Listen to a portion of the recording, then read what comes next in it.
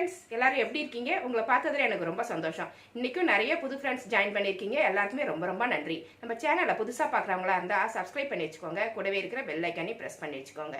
Thank you friends. இன்னைக்கு நம்ம கிச்சனில் என்ன பார்க்க போகிறோம்னா, இன்னைக்கு நம்ம கிச்சனில் மட்டன் பிரியாணி ஈஸியாக எப்படி செய்யறது அப்படின்றத இப்போ பார்க்க போகிறோம். மட்டன் பிரியாணி செய்கிறதுக்கு நான் ஒரு 3/4 கிலோ மட்டன் எடுத்து வச்சுருக்கேன். ஏன்னா நான் 3/4 கிலோ ரைஸ் போட போகிறேன். நம்ம எவ்வளோ ரைஸ் போடுறோமோ அவ்வளோ மட்டன் போடணும். இப்போ 1 கிலோ ரைஸ் போடுறோன்னா 1 கிலோ மட்டன் போடணும். இப்போ நான் வந்து இன்றைக்கி 3/4 கிலோ தான் போட போகிறேன். வீட்டில் எவ்வளோ பேர் இருக்காங்கன்னு பார்த்து கணக்கு பண்ணிக்கிட்டு அதுக்கு தகுந்த மாதிரி ரைஸ் போடுவீங்க இல்லைங்களா? இப்போ எங்கள் வீட்டுக்கு 3/4 கிலோ இப்போ சரியாக இருக்கும்னு நான் போடுறேன். இப்போ 3/4 கிலோ ரைஸுக்கு 3/4 கிலோ மட்டன் சரிக்கு சமமாக போட்டால் தான் உங்களுக்கு வந்து பிரியாணியில் வந்து மட்டன் வந்து சாப்பிட்றதுக்கு கிடைக்கும். கொஞ்சமாக போட்டிங்கன்னா எங்கேயோ ஒன்று இருக்கும், சாப்பிட்றவங்களுக்கு மட்டன் வந்து கிடைக்காது. அதனால் இப்போ 3/4 கிலோ மட்டன் நல்லா வாஷ் பண்ணிவிட்டு எடுத்து வச்சுருக்கேன். இது மாதிரி வாஷ் பண்ணி எடுத்து ரெடி பண்ணி வச்சுக்கணும். இதை ஃபஸ்ட் நம்ம வேக வச்சு எடுத்து வச்சுக்கணும். அதனால தான் நம்மளுக்கு ஈஸியாக இருக்கும். மொத்தமாக போட்டு நம்ம கிரேவி வைக்கிறோம் அப்படின்னா லேட் ஆகும். ஃபஸ்ட்டு குக்கரில் வேக வச்சுட்டு நம்ம பிரியாணி செய்யும்போது ரொம்ப ஈஸியாக இருக்கும். ஃபஸ்ட்டு இதை நம்ம குக்கரில் போட்டு வேக வச்சிடலாம். மட்டன் வேக வைக்கிறதுக்கு குக்கர் சூடு பண்ணியிருக்கேன். அதில் இந்த மட்டனை சேர்த்துடலாம். சேர்த்துட்டு அளவாக தண்ணி வச்சு வேக வைக்கணும். மஞ்சப்பொடி போடக்கூடாது. மட்டன் பிரியாணிக்கு வந்து மஞ்சப்பொடி போட்டிங்கன்னா உங்களுக்கு கலர் வந்து நல்லா இருக்காது. அந்த மசாலா கலர் தான் நம்மளுக்கு நல்லாயிருக்கும். இப்போ இதுக்கு தேவையான உப்பு சேர்த்துலாம். தேவையானது அப்படின்னா ஒரு 3/4 ஸ்பூன் சேர்த்துக்கிறேன் நான். ஏன்னா குழம்பு அந்த பிரியாணி செய்யும்போது நம்ம உப்பு போட்டுக்கலாம். இப்போ வந்து அதிகமாக உப்பு போட தேவையில்லை. அளவாக தண்ணி ஊற்றிக்கோங்க. மட்டன் வேகிறதுக்கான தண்ணி ஊற்றி இது நல்லா கலந்து விட்டுட்டு குக்கர் மூடியை போட்டு மூடிடுங்க. உங்கள் குக்கரில் எத்தனை விசில் வந்தால் மட்டன் வேகும் அப்படின்றத கணக்கு பண்ணி அது மாதிரி வேக வச்சு எடுத்துக்கோங்க. என்னோடய குக்கரில் வந்து 15 விசில் வச்சாதான் இந்த மட்டன் வேகும். அது மாதிரி நான் எடுக்க போகிறேன். ரொம்ப நேரம் வேக வச்சிடாதீங்க, கறி பிரிஞ்சு போயிடும். கரெக்டான அளவில் வேக வச்சு எடுத்துக்கணும்.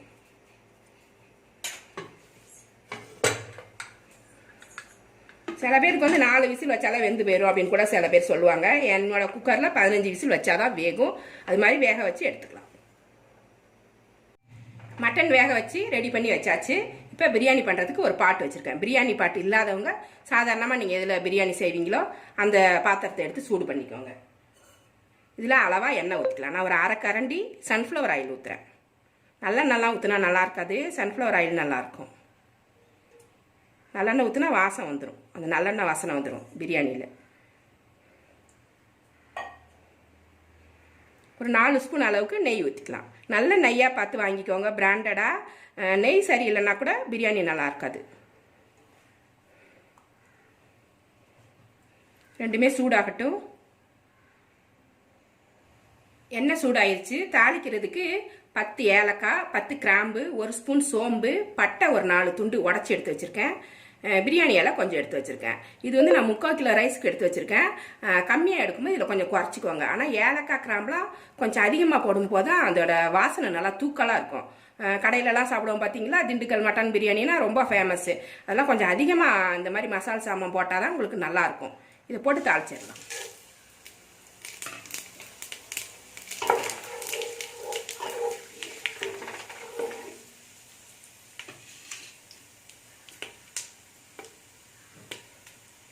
நாலு பெரிய வெங்காயம் நீளமாக கட் பண்ணி வச்சுருக்கேன். இதை ஃபஸ்ட்டு இதில் சேர்த்து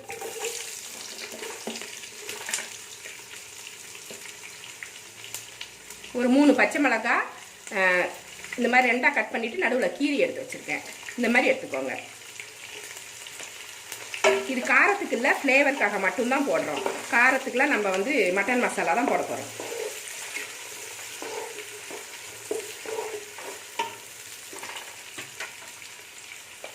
கொஞ்சமாக உப்பு போட்டு வதக்கிக்கலாம். ஒரு 1/4 ஸ்பூன் உப்பு போடுறேன், வெங்காயம் வதங்கிறதுக்காக.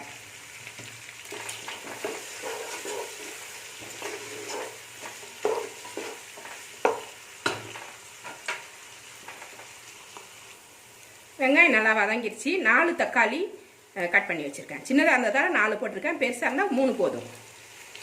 இதையும் சேர்த்து நல்லா வதக்கிடுங்க.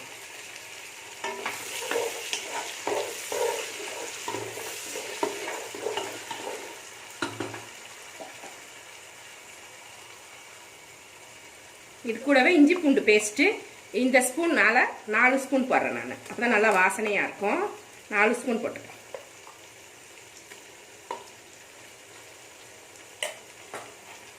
போட்டு அதையும் சேர்த்தே வதக்கும்.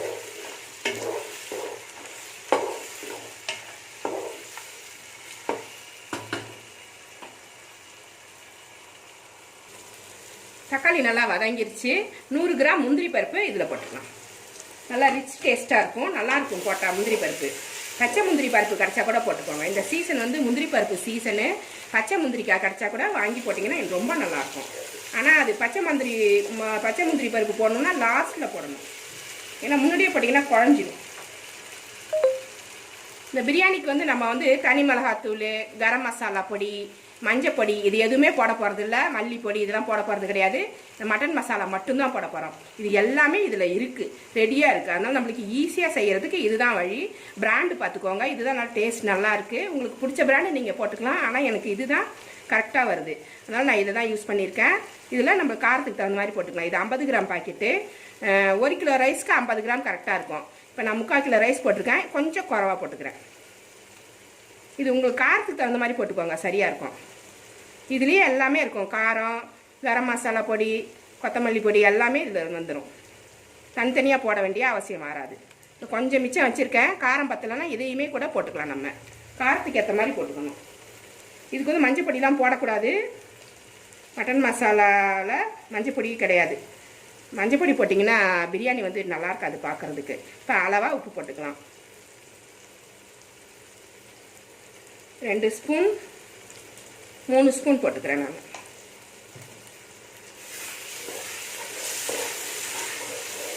அரிசிக்கும் சேர்த்தே போட்டுக்கிறேன்.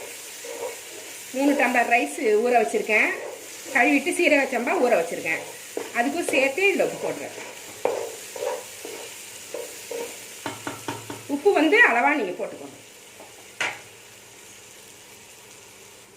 இதில் வேக வச்ச மட்டனை சேர்த்துடலாம். மட்டன் வந்து இந்த அளவுக்கு வெந்தால் போதும், ரொம்ப வெந்துருச்சுன்னா பிரிஞ்சு போயிடும். பாருங்கள், நல்லா வெந்துருச்சு.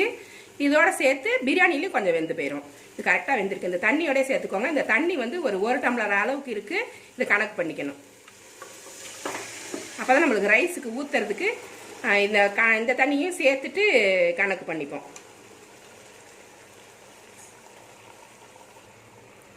கொத்தமல்லி, புதினா, கருவேப்பிலை 3மே கட் பண்ணி வச்சுருக்கேன். இதை இதில் சேர்த்துடலாம். சேர்த்துட்டு நல்லா கிளறி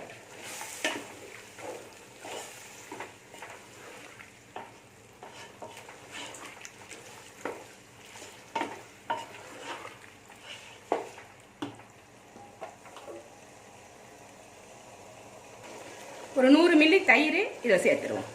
அப்போ தான் காரம், புளிப்பு, உப்பு எல்லாமே சமப்படும்.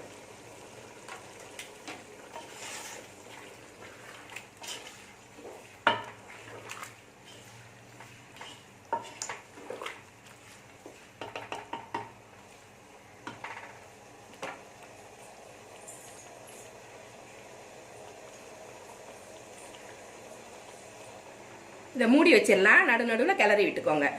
இது எதுக்குன்னா, அந்த கறியில் நம்ம வந்து காரம் போடாமல் தான் வேக வச்சுருந்தோம்.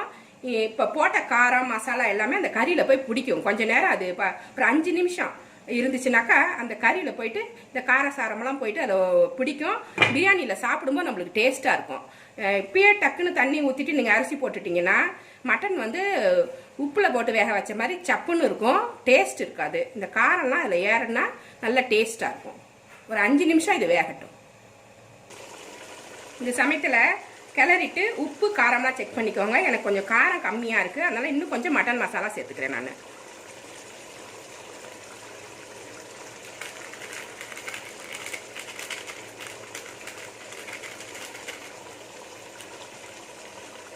நீ சேர்த்து கிளறி விட்டுடலாம்.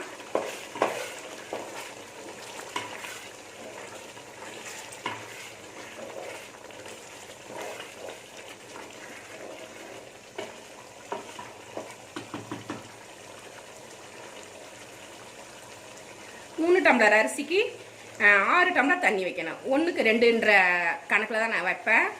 குக்கர்னா 1.5 போதும். இது நம்ம ஓப்பனில் வைக்கிறதால டக்குன்னு தண்ணி வந்து ஆவியாயிடும், தண்ணி பத்தாமல் போயிடும். அதனால் நான் 1 டம்ளருக்கு 2 டம்ளர் தண்ணி அப்படின்ற அளவில் கணக்கு பண்ணிப்பேன். இதில் இருக்கிற தண்ணி வந்து எத்தனை டம்ளர் இருக்குது அப்படின்றத கணக்கு பண்ணிவிட்டு மீதி தண்ணி ஊற்றினா போதும். இந்த பிரியாணி கூட்டுலேயே ஒரு 3 டம்ளர் அளவுக்கு தண்ணி இருக்குது. அதனால் இந்த கணக்கு பண்ணிக்கோங்க. இதில் இருக்கிற தண்ணியை பார்த்தாலே உங்களுக்கு தெரியும் எத்தனை டம்ளர் வரைக்கும் இருக்குன்ட்டு. இதில் ஒரு 3 டம்ளர் அளவுக்கு தண்ணி இருக்குது. இந்த டம்ளரால் நான் 3 டம்ளர் ரைஸ் எடுத்தேன். இந்த டம்ளரால் 3 டம்ளர் தண்ணி அதில் இருக்குது. அது போக மீதி 3 டம்ளர் தண்ணி நான் இதில் ஊற்றுறேன். நான் 3 டம்ளர் அரிசி எடுத்துருக்கேன் இல்லைங்களா, 6ல் 3 போச்சுன்னா மீதி 3 டம்ளர் தண்ணி, மீதி தண்ணி இதில் ஊற்றிக்கிறேன். இந்த தண்ணி அதிகமாக வச்சுட்டோன்னா குழஞ்சிருச்சுன்னா அப்புறம் சுத்தமாக பிரியாணி டேஸ்ட் நல்லா இருக்காது. அதனால தான் சொல்கிறேன் நான். தண்ணி கம்மியாக இருந்துச்சுனாக்கா கொஞ்சம் வெந்நீர் வச்சு ஊற்றிக்கோங்க. சாதம் சரியாக வேகலை அப்படின்னாக்கா கொஞ்சம் வெந்நீர் வச்சு ஊற்றிடலாம். அதிகமாக போயிடுச்சுன்னா நம்ம கம்மி பண்ண முடியாது. அதனால் அளவாக வச்சுடுங்க.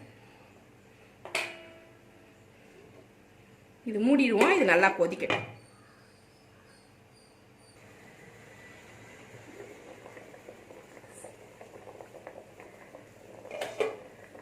தண்ணி நல்லா கொதிச்சிருச்சு.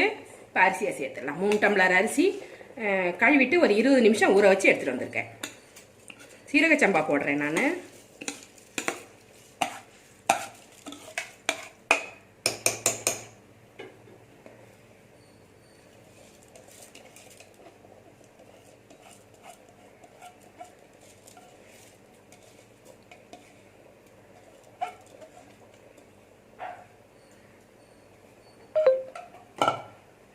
போட்டுட்டு நல்லா கிளறி விட்டுரும்.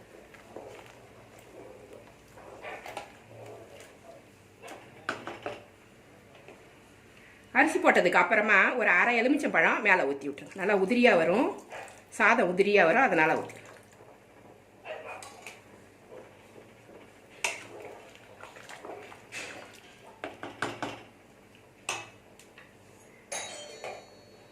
இதை மூடிடலாம். நடுவில் கிளறி விட்டுக்கலாம். பாருங்க, தண்ணிலாம் சுண்டிருச்சு. சாதம் வந்து கரெக்டான பக்குவத்துக்கு வெந்துருச்சு. இன்னும் கொஞ்சம் வெந்துருச்சுன்னா பொலபொலன்னு ஆகிடும். இந்த சமயத்தில் நம்ம தம் வச்சிடலாம். இப்போ தண்ணி நம்ம ஊற்றின தண்ணிலாம் இருக்கக்கூடாது. மசாலாவில் அப்படி ரெடியாக இருக்கணும். இந்த இப்படி இருக்கும்போது தான் நம்ம தம் வைக்கணும். தண்ணியோட தம் வச்சிங்கன்னா குழக்குழன்னு இருக்கும். இந்த மாதிரி இருக்கும்போது தம் வச்சிங்கன்னா கரெக்டாக இருக்கும். இன்னும் ஒரு 5 நிமிஷம் இல்லை 10 நிமிஷம் இது தம்மில் வச்சிங்கன்னா இது பொலபொலன்னு ஆகிடும். இன்னும் கொஞ்சம் வேகிற மாதிரி தான் இருக்கும் அரிசி. பார்த்தீங்கன்னா இன்னும் கொஞ்சம் வெந்தால் கரெக்டாக இருக்கும். அப்படின்ற அளவுக்கு நம்ம இப்போ தம் வைக்க போகிறோம்.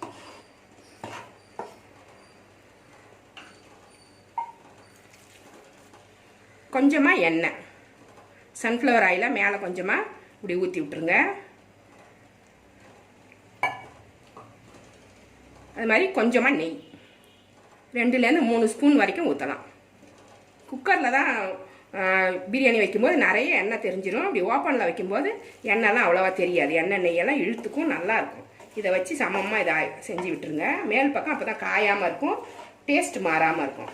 இதை வச்சு நல்லா தடவி விட்டுருங்க. மேலே கிளற தேவையில்லை, இதுவே உள்ளே இறங்கிடும். மேலே கொத்தமல்லி தழை லைட்டாக தூவிடலாம்.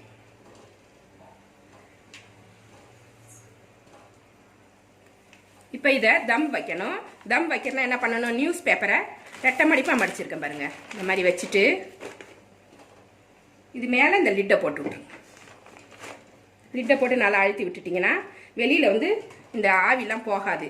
இது இப்படியே நீளமாக இருந்துச்சுனாக்கா அடுப்பில் பட்டுடும். அதனால் இதை கரெக்டாக கட் பண்ணிவிடும்.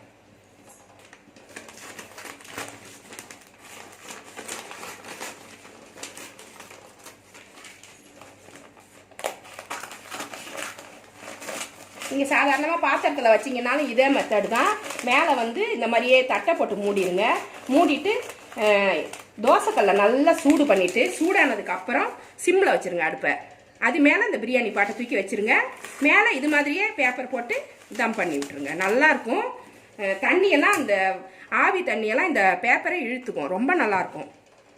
பிரியாணி வந்து சூப்பராக இருக்கும். இது இப்படியே இருக்கட்டும். இது ஒரு 15 நிமிஷம் தம்மில் இருந்துச்சுன்னா நம்மளுக்கு பிரியாணி ரெடி ஆயிடும். 15 நிமிஷம் ஆயிடுச்சு. தம்லேருந்து இதை எடுத்துடலாம்.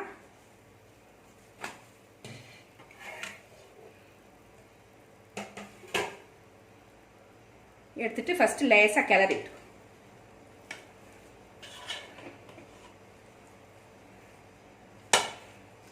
கண்ணாப்பின்னான்னு கிளறக்கூடாது. சாதம் வந்து குழஞ்சி போயிடும். இப்படி எடுத்து லேசாக அப்படி இப்படி விடணும். லைட்டாக அப்படி எடுத்து விட்டுடணும். எடுத்துட்டு கொஞ்சம் ஆறினோடனே தான் எடுக்கணும். சூடாக இருக்கும்போது கரண்டியை போட்டிங்கன்னா குழஞ்சி போயிடும்.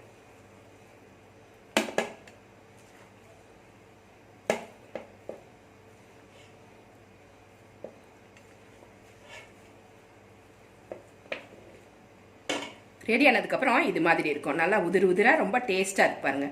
ரொம்ப சிம்பிளாக செஞ்சிடலாம். நிறைய பொருள்லாம் நம்ம போடாமல் நம்ம வீட்டில் இருக்கிற மசாலாவெல்லாம் வச்சுட்டு நல்லா டேஸ்டியான பிரியாணி. இதையே போடுங்க, ரொம்ப நல்லாயிருக்கும். பிரியாணி மசாலா பாக்கெட் போடலாமா அப்படின்ற கேள்வி உங்களுக்கு இருக்கும். பிரியாணி மசாலா இருந்தாலும் போட்டுக்கலாம். மட்டன் மசாலா நல்லா இது வந்து திண்டுக்கல் தலப்பாக்கட்டி பிரியாணி டேஸ்ட் வரும். ரொம்ப நல்லாயிருக்கும். அதனால நான் உங்களுக்கு சொல்லி கொடுத்தேன். இந்த மாதிரி ட்ரை பண்ணுங்கள், ரொம்ப நல்லாயிருக்கும். இந்த ரெசிபி உங்களுக்கு பிடிச்சிருந்தா நம்ம சேனலை சப்ஸ்கிரைப் பண்ணி வச்சுக்கோங்க. கூடவே இருக்கிற பெல் ஐக்கானி ப்ரெஸ் பண்ணி வச்சுக்கோங்க. லைக் பண்ணுங்கள், ஷேர் பண்ணுங்கள், கமெண்ட் பண்ணுங்கள். இவ்வளோ நேரம் என்னோட வீடியோவை பார்த்தா எல்லாருக்குமே நன்றி. Thank you, friends.